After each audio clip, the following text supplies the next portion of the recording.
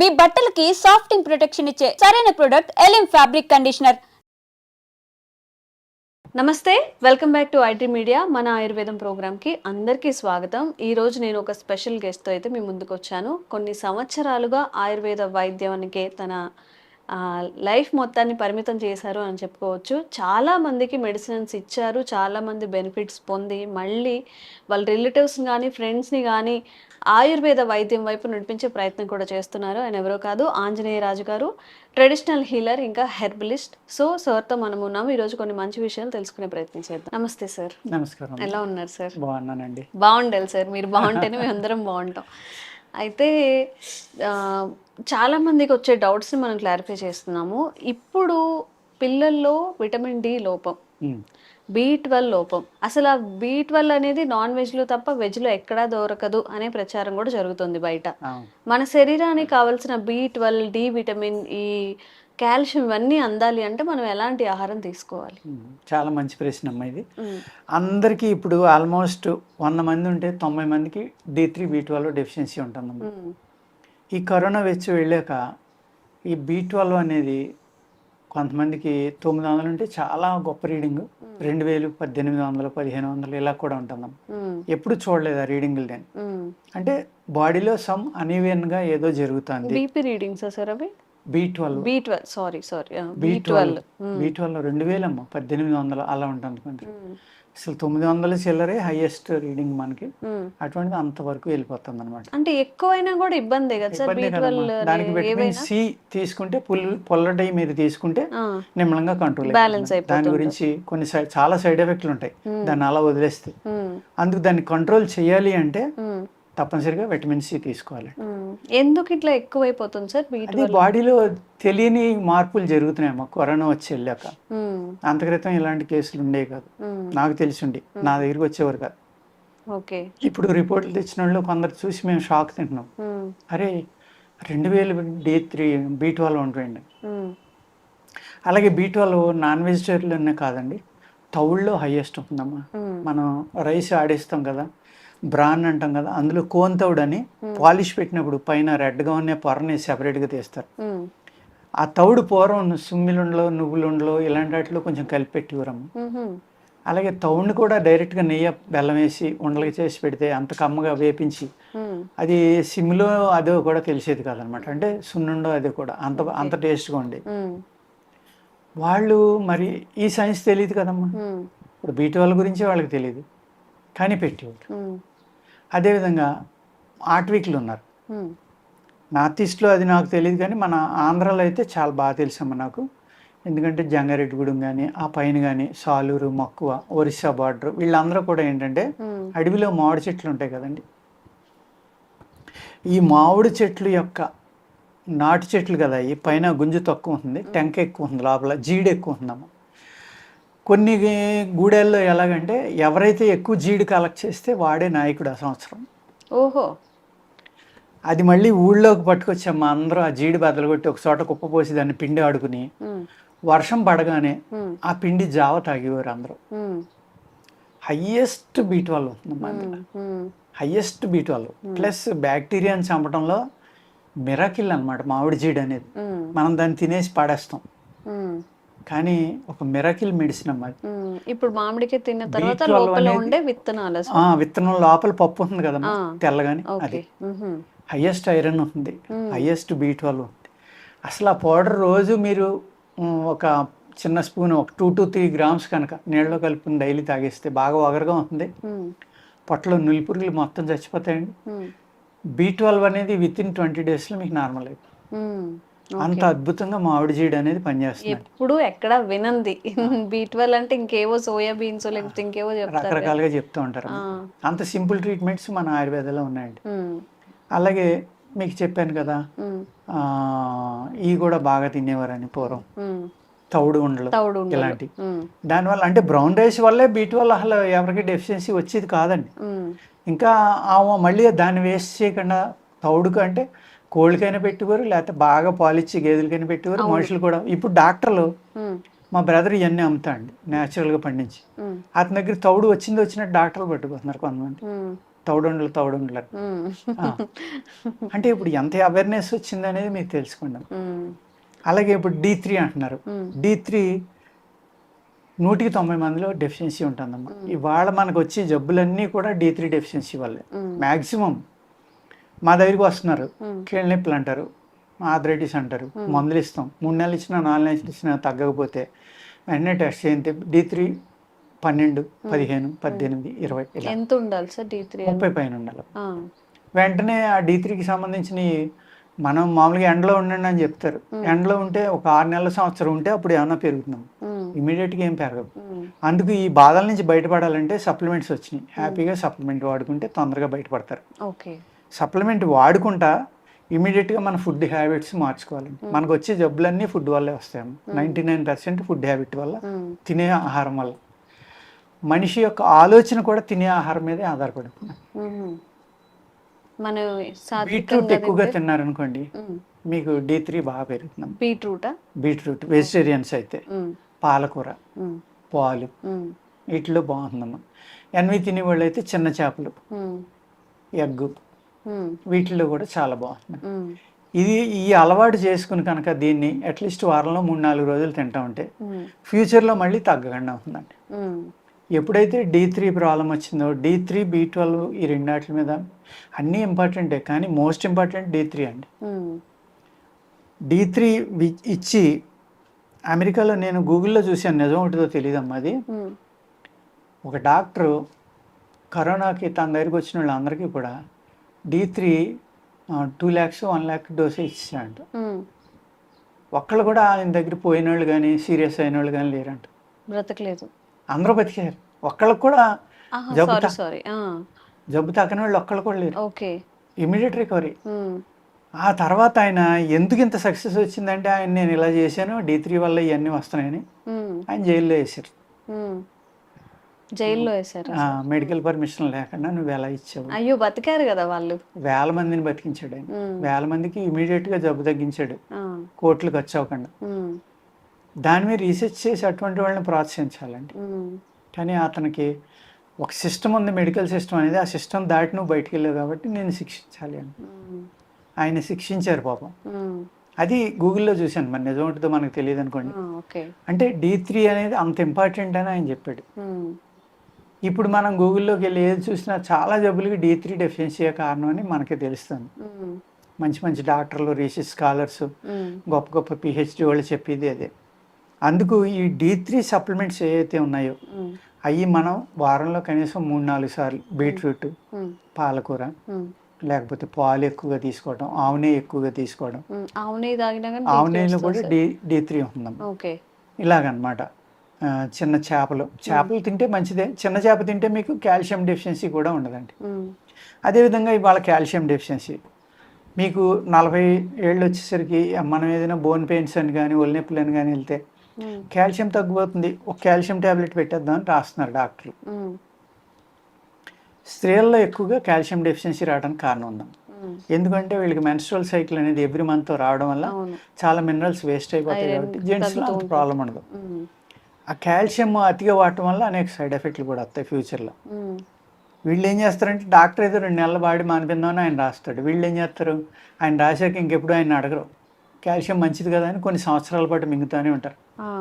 దాంతో ఏమవుతుందమ్మా, ఆ డిపాజిట్స్ ఎక్కడైనా ఉండిపోతే రేపు వదిన బ్లాక్స్ అంటారు, క్లాట్లు అంటారు, ఇంకోటి అంటారు, బోల్డ్ రకాలు ఎక్స్ట్రా బోన్ గ్రోత్ ఇవన్నీ వస్తాయి అన్నమాట. అందుకేంటి అంటే మనం ఇవన్నీ అబ్జర్వ్ చేసుకుంటూ తీసుకోవాలి. కాల్షియం, హైయెస్ట్ కాల్షియం మనకు కావాలి అంటే కరివేపాకు, ధనియాలు, కొత్తిమీర, పాలు ఇలాంటివి అమ్మ, కోడిగుడ్డు, లేకపోతే పీతలు, రొయ్యలు, చిన్న చేపలు, వీటిలో హైయెస్ట్ కాల్షియం ఉంటుంది.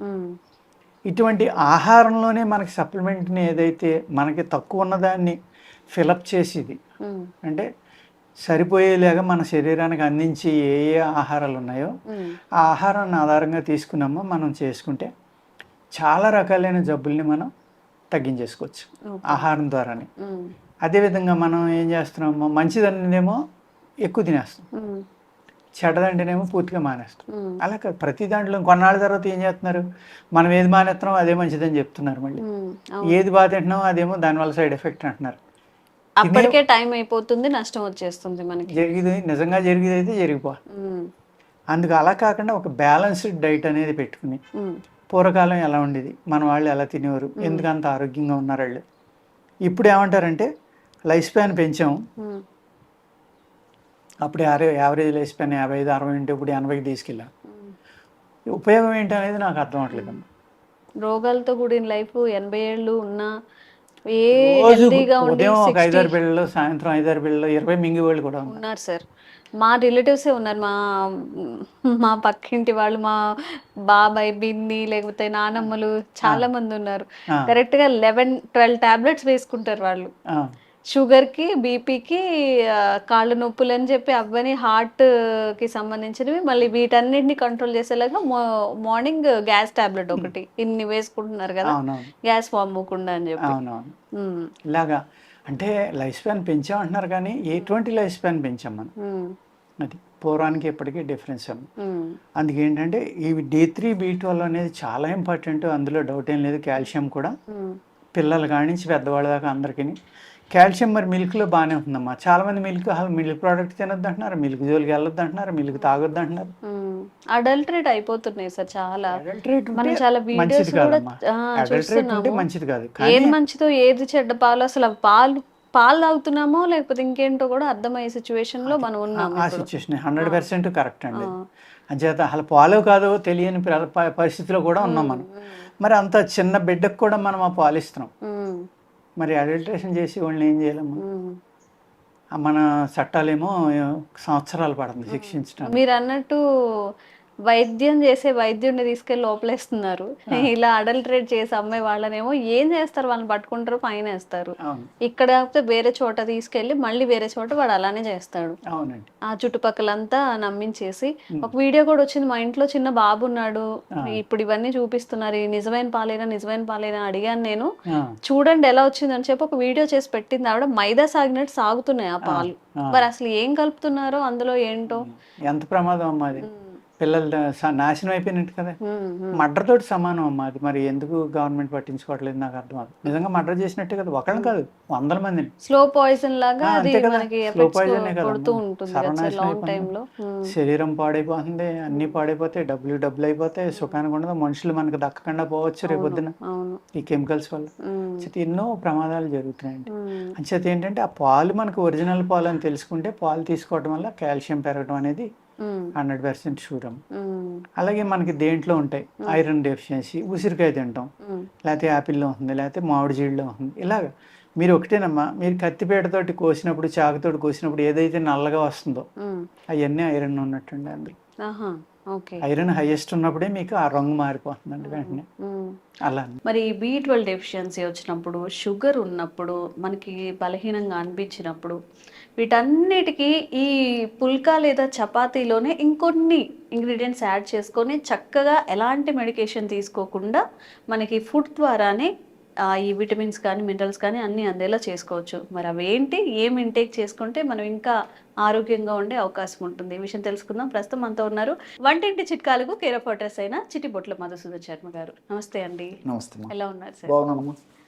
సో మీరు చెప్పినట్టుగా ఏవైతే మనం ఇంగ్రీడియంట్స్ యాడ్ చేసుకుంటున్నామో చపాతీలో, మాకు షుగర్ తగ్గిపోవాలి, B12 డెఫిషియన్సీ తగ్గిపోవాలి, ఎముకలు పుష్టిగా ఉండాలి. సో అన్ని ప్రాబ్లమ్స్కి వన్ స్టాప్ సొల్యూషన్ లాగా పనికొచ్చేది ఏవైనా ఉందా మన వంటింట్లో తయారు చేసుకోగలిగేది?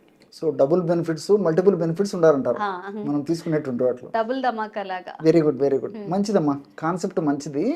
నిజంగా ఈ రోజుల్లో ఆరోగ్య స్పృహ అవగాహన పెరిగిపోయింది. చాలా మంది మరి అన్నాన్ని కూడా తగ్గించారు, కొంతమంది అన్నాన్ని కూడా మానేయడం కూడా జరిగిందమ్మా. అంతా పుల్కాలు, చపాతీలు, రోటీలు ఈ ట్రెండ్ మొదలైపోయింది. సో నిజంగా చెప్పాలంటే ఒకందుకు మంచిదమ్మా ఈ కాన్సెప్ట్. ఈ పద్ధతిలో ఆహారం తీసుకోవడం వల్ల షుగర్కి సంబంధించి కానీ, వెయిట్కి సంబంధించి కానీ, తర్వాత ఈ బీపీకి సంబంధించి కానీ, హార్మోనల్ ప్రాబ్లమ్స్ రాకుండా ఉండేది కానీ అనేక వాటికి ఇదైతే మంచిదమ్మా ఈ పద్ధతిలో తీసుకోవడము. రెండోది ఏంటంటే ఈ యొక్క రక్తనాళాల సమస్యలు అలాంటివి కూడా మిగతా వాటితో అన్నం ఎక్కువ తినడం వల్ల కలిగేటువంటి ఇలాంటి ప్రాబ్లమ్స్ కూడా ఈ యొక్క పుల్కాలు ఇలాంటి వాడుకోవడం వల్ల తగ్గుతాయమ్మా. సో మల్టిపుల్ బెనిఫిట్స్ దీనివల్ల అయితే ఉన్నాయి. ఆరోగ్య అవగాహన పెరిగింది కాబట్టి, సో ఈ ట్రైగ్లిజరైడ్స్ పెరగకుండా ఉండేందుకు, తర్వాత ఈ బ్యాడ్ కొలెస్ట్రాల్ పెరగకుండా ఉండేందుకు అన్ని దానిలకు మంచిదమ్మా ఇది. ఓకే. సో మంచి మంచి కొలెస్ట్రాల్, హెచ్డిఎల్ అనేటువంటి మంచి కొలెస్ట్రాల్ పెరిగేదానికి ఇవన్నీ కూడా మనం రైస్ ఎంత తగ్గిస్తే అంత మంచిదని చెప్పేసి పరిశోధన కూడా చెప్తున్నాయమ్మా. సో ఇదంతా నాణానికి ఒక కోణం, అంటే చాలా మంది ఫాలో అవుతున్నారు కాబట్టి మరి మీరు అడిగినట్లు డబుల్ ధమాకా, డబుల్ రిజల్ట్స్, మల్టిపుల్ బెనిఫిట్స్ కావాలి కదమ్మా. సో పుల్కాలు మంచిది. పుల్కాలకు నేను కొన్ని తోడు చెప్తానమ్మా, అవి తోడు చేసి వాడుకోవడం వల్ల మీరు అన్నట్లు మల్టిపుల్ బెనిఫిట్స్ వస్తాయమ్మా. ఎలాగంటే ఈ రోజుల్లో B12 లోపం చాలా చాలా కామన్ అయిపోయింది, చాలా ఎక్కువగా ఉంది, చాలా కామన్ గా కూడా ఉంటుంది, వెరీ కామన్ ప్రాబ్లం అయిపోయింది. దీనికోసం అని చెప్పేసి చాలా మంది చాలా రకాల ప్రయత్నాలు చేస్తుంటారు, సప్లిమెంట్స్ తీసుకుంటుంటారు, చాలా ప్రయత్నాలు చేస్తుంటారు అమ్మా. మంచి రెమెడీ చెప్తాను చూడమ్మా, జస్ట్ ఒక 1 month 2 months వాడేసరికి దాని ఇంపాక్ట్ బాగా తెలిసిపోతుంది. సో ఫర్ ఎగ్జాంపుల్ 2 పుల్కాలు కానీ 2 చపాతీలు కానీ చేసుకునే తినేట్లయితే ఆ 2 పుల్కాల పిండిలో కానీ 2 చపాతీల పిండిలో కానీ మామిడి జీడి పొడి అమ్మా. మామిడి జీడి పొడి, ఇప్పుడు మామిడికాయల సీజన్ అమ్మా, మామిడి పండు దొరుకుతున్నాయి. సో మనం ఏం చేస్తామంటే మామిడి పండు తినేసేసి కాయలు వాడుకొని జనరల్ జీడి పారేసేస్తాం జనరల్ గా. సో ఆ జీడి వాడుకోవడం వల్ల కూడా B12 పెరుగుతుందని చెప్పి పరిశోధనల ద్వారా కూడా నిరూపితమైంది. చాలా ఆశ్చర్యం అవుతుందమ్మా. సో జీడిలో కూడా అంత శక్తి ఉంది మామిడి జీడిలో. సరే మనకు అవైలబుల్ లేకపోతే మనకు ఆన్లైన్లో మామిడి జీడి పొడి దొరుకుతుందమ్మా. సో డిపార్ట్మెంటల్ స్టోర్స్లో, ఆయుర్వేద ఔషధ విక్రయశాలలో సో డిమాండ్ పెరిగే కొద్దీ వీళ్ళు కూడా విక్రయానికి వీళ్ళు పెట్టేసేసి విక్రయిస్తున్నారమ్మా. సో మనకు మనసు ఉంటే మార్గం ఉంది. సో మామిడి జీడి కూడా మనం తెచ్చుకొని వాడుకోవచ్చమ్మా. సో మామిడి జీడి పొడి జస్ట్ ఒక 1 or 2 spoons అందులో కలుపుకొని పుల్కాలుగా తయారు చేసుకొని వాడుకోవడం వల్ల మీరు అన్నట్లు ఏమంటే డబుల్ బెనిఫిట్ జరిగిపోతుందమ్మా. సో దీనివల్ల ఏమైతుందంటే B12 లోపం తగ్గిపోతుంది, నీరసము, నిస్త్రణ ఇలాంటివి ఉండకుండా ఉంటాయి. సో డబుల్ బెనిఫిట్ ఉంటుంది కాబట్టి రోజు వాడేటువంటి ఈ పుల్కాలు, చపాతీలు ఇలాంటివి కలుపుకుంటే సరిపోతుందమ్మా.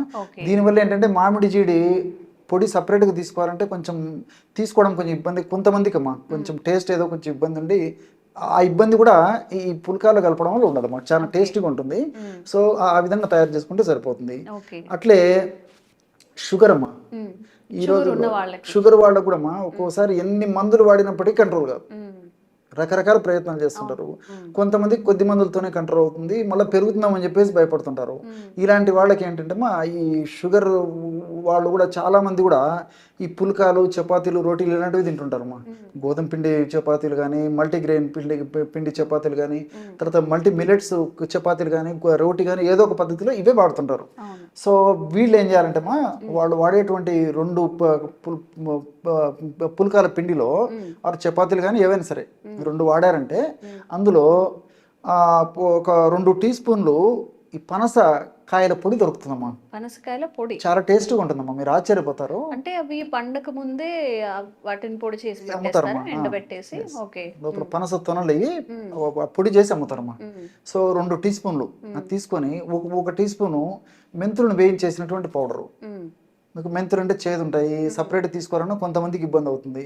సో ఇందులో కలపడం వల్ల టేస్ట్ ఉంటుంది, రుచికరంగా బాగుంటుంది, సువాసన భరితంగా ఉంటుంది. సో మీరు అడిగినట్లే మల్టిపుల్ బెనిఫిట్స్ వస్తాయమ్మా. షుగర్ కంట్రోల్ అవుతుంది, షుగర్ ఎక్కువగా కాకుండా ఉంటుంది, అదేవిధంగా షుగర్ వల్ల కాంప్లికేషన్స్ రాకుండా ఉంటాయి. సో ఈ విధంగా చాలా రకాలుగా ఉపయోగపడుతుందమ్మా. అసలు చెప్పుకోవాలంటే పనసలో 30 to 35% ఫైబర్ ఉంటుందమ్మా. సో ఈ ఫైబర్ ఉండడం వల్ల ఏం జరుగుతుందంటే మనం తీసుకున్నటువంటి ఆహార పదార్థాలు ఉన్నటువంటి పిండి పదార్థం త్వరగా జీర్ణం కాకుండా ఉండేందుకు ఫైబర్ ఉపయోగపడుతుంది.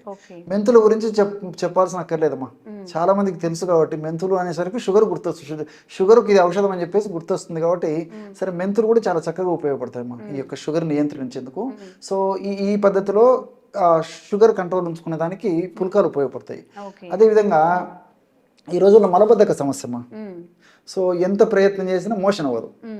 సో ఆధునికంగా కృత్రిమ ఔషధాలు వాడడం డాక్టర్లు కూడా ఎక్కువ రోజులు వాడొద్దని చెప్తారు. కొంతమంది మందులు అలవాటు చేసుకోవడం ఎందుకు వచ్చింది, మరి ఇదే అలవాటు పడిపోతే ఇబ్బంది పడతాం కదా, సైడ్ ఎఫెక్ట్స్ వస్తాయి అని చెప్పేసి కొంతమంది కూడా అట్లే బాధపడుతుంటారు. కానీ ఏదైనా మెడిసిన్ వాడుకోవాలంటే కూడా కొంచెం ధైర్యం చేయరమ్మా. సో ఇలాంటి వాళ్ళకి కూడా ఇప్పుడు ఈ పుల్కాల్లో ఈసబ్గోల్ హస్క్ అని దొరుకుతుందమ్మా. విషపు గోళ్ళ పొట్టు అంటారమ్మా, విషం కాదు, అది పేరు ఎట్లా వచ్చిందమ్మా, ఈసబ్గోల్. సో ఈసబ్గోల్ పౌడర్ మనకు మార్కెట్లో దొరుకుతుందమ్మా. చాలా ఫైబర్ ఉంటుందమ్మా అందులో. ఈసబ్గోల్ పొట్టు అని ఇస్తారు, ఈసబ్గోల్ పౌడర్ అని ఇస్తారు. అది ఒక 3 teaspoons అదేవిధంగా చియా సీడ్స్, చియా సీడ్స్. ఇవన్నీ కామన్ ఈ రోజుల్లో అందరికీ తెలిసిపోతున్నాయి. ఆ చియా సీడ్స్ 1-2 స్పూన్లు ఒక 15 నిమిషాలు నానబెట్టేసేసి, నానబెట్టిన తర్వాత ఆ చియా సీడ్స్ను ఆ పిండిలో కలిపేసేయాలి. ఈసబ్గోల్ పౌడర్ని ఒక 2-3 స్పూన్లు అందులో కలిపేసేయాలి. నీళ్లు కలిపేసేసి పుల్కాలు కొద్దిసేపు నానబెట్టేసి ఆ విధంగా దాని పుల్కాలు, చపాతీలు, రోటీలు తయారు చేసుకుని తీసుకోవడం వల్ల కూడా మోషన్ ఫ్రీగా అయిపోతుందమ్మా. ఏ మందులు అవసరం లే. చాలా ఆశ్చర్యం అవుతుందమ్మా. చియా సీడ్స్ ని డైరెక్ట్ వేసేయాలా లేదా మిక్సీకి పట్టి వేసుకో? అక్కర్లేదమ్మా, అక్కర్లేదమ్మా. నీళ్ళను నానబెట్టేసేసరికి తేలిక జీర్ణమయ్యేటువంటి శక్తి వస్తుంది కాబట్టి సో 15 మినిట్స్ నానబెడితే చాలమ్మా. ఎక్కువసేపు నానబెట్టిన బంకలాగా అయిపోయేటువంటి పరిస్థితి ఏర్పడుతుంది కాబట్టి జస్ట్ ఒక 10-15 మినిట్స్ నీళ్ళలో నానబెట్టేసేసి ఫిల్టర్ చేసేసి నీళ్ళు కింద పారబోసేసి ఇవే వాడుకున్నా సరిపోతుంది. లేకపోతే అవే నీళ్లు పుల్కా పిండికి నీళ్లు కావాలి కదమ్మా, అవే నీళ్ళు ఇందులో కలుపుకొని చేసుకున్నా సరిపోతుంది. ఎలాగైనా సరిపోతుంది. సో మోషన్ ఫ్రీగా అయ్యేటువంటి పరిస్థితి ఏర్పడుతుందమ్మా. సో ఇదొకటి. తర్వాత రెండోది ఏమిటంటే కొంతమందికి ఆకలి కాదు. సో కుటుంబ సభ్యులందరూ తిను తిను తిను తిను అంటుంటారు. మా పిల్లల్ని అంటుంటారు, మరి భర్తలను అంటుంటారు, సరే ఇంటి కుటుంబ సభ్యులు అంటుంటారు. ఆడవాళ్ళు అయితే ఎంతైనా వీళ్ళకి ఆకలి అయితే కదమ్మా, వాళ్ళకి ఆకలి కదా పాపం. సో సభ్యులు కుటుంబంలో అందరూ బాగుంటే నేను బాగుంటాను అనేటువంటి భారీ మనసుతో వాళ్ళు ఏం చేస్తారంటే పాపం వాళ్ళు ఇబ్బంది పడుతుంటారు. వాళ్ళకి అవగాహన ఉండదు. తిను తిను తిను తినడానికి అవకాశం ఉంటాయి కదమ్మా. శరీరం కడుపు సహకరిస్తే తింటాడు.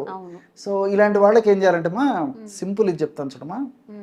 ఈ పుల్కా పిండిలో 2 టీ స్పూన్లు వాము, అజవాయిన్ అమ్మా, 2 టీ స్పూన్లు అజవాయిన్ వేసేసి వీలైతే పించ్ ఆఫ్ శొంఠి కారం ఎక్కువ ఉంటుంది కాబట్టి ఎక్కువ వాడకూడదమ్మా. 2 టీ స్పూన్లు అజవాయిన్, ఒక పించ్ ఆఫ్ శొంఠి పొడి కలిపేసి పుల్కాలు తయారు చేసుకుని తింటే అసలుకు ఇంట్లో వాళ్ళు వద్దు ఎందుకు ఇంత తింటున్నాం అని వినరమ్మా. కావాలనేటువంటి కాన్సెప్ట్ మొదలవుతుంది. వాళ్ళు బాగా సంతోషపడతారు. పాపం వాడు వంట తయారు చేసినందుకు సభ్యులను తినాలనే కదమ్మా. సో వాళ్ళకు మంచిది, కుటుంబ సభ్యులకు మంచిది, ఆరోగ్యానికి ఆరోగ్యం మంచిది. విపరీతమైన ఆకలి అవుతుందమ్మా. జీర్ణం ఎట్లయితుందో అంత శక్తి ఉంటుంది అనమాట. ఎందుకంటే వాములో ఒక్క వాము గింజ 1000 అన్నం మెతుకుని జీర్ణం చేస్తుంది అనేటువంటి పద్ధతిలో మన మహర్షులు చెప్పడం జరిగిందమ్మా. సో మరి ఇంకా జీర్ణం కాకేముందమ్మా ఇటువంటి ఆహారం. ఇట్లా రకరకాలు విన్నాయమ్మా. మరి సందర్భం వచ్చినప్పుడు, అవకాశం వచ్చినప్పుడు మరి ఇలాంటి పుల్కాలు మిగతా జబ్బులు కూడా ఎట్లా వాడుకోవడం వల్ల ఆ జబ్బును కూడా బాగా కంట్రోల్ ఉంచుకొని చక్కటి ఆరోగ్యాన్ని పొందవచ్చు కూడా చెప్తానమ్మా నేను. ఓకే, సో మల్టిపుల్ బెనిఫిట్స్తో చెప్తానని ముందే చెప్పారు నాకు. సో మలబద్ధకానికి, షుగర్కి, నీరసంగా ఉండే వాళ్ళకి, ఇంకా ఆకలి బాగా అయ్యే వాళ్ళకి, సో ఇట్లా మీరు కలుపుకునే చపాతీలో B12 డెఫిషియన్సీ ఉన్నప్పుడు మామిడి టెంక ఏదైతే అవుతుందో ఆ పౌడరు, పనస పౌడరు, షుగర్ ఉన్న వాళ్ళకి ఏవైతే చెప్పారో ఖచ్చితంగా ట్రై చేయండి. అంటే ఇండివిజువల్గా ప్రాబ్లమ్స్ ఉన్న వాళ్ళు మీకు ఏది సూటబుల్ అవుతుందో అది ట్రై చేసి చూడండి.